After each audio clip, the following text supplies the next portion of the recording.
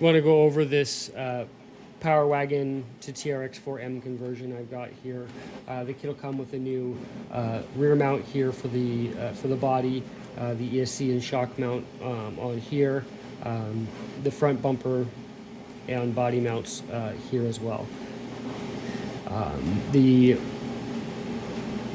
rear shocks get really close to the edge of the body here, so I ended up just shaving off with a Dremel tool a little bit here just so that it didn't rub on there, as well as trimming this little support that goes right here off and rerouting the wiring over underneath the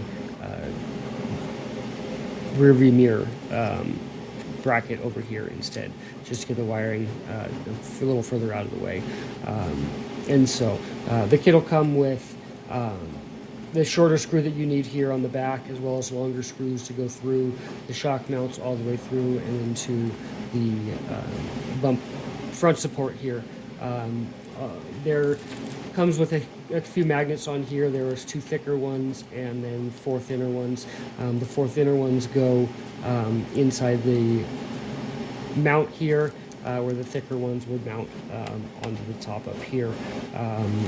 And so you'll put 2 small magnets on this side and then the 1 larger magnet on the top up there.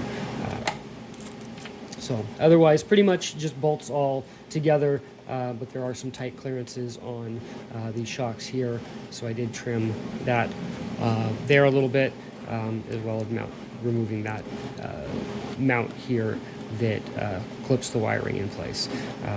So pretty simple kit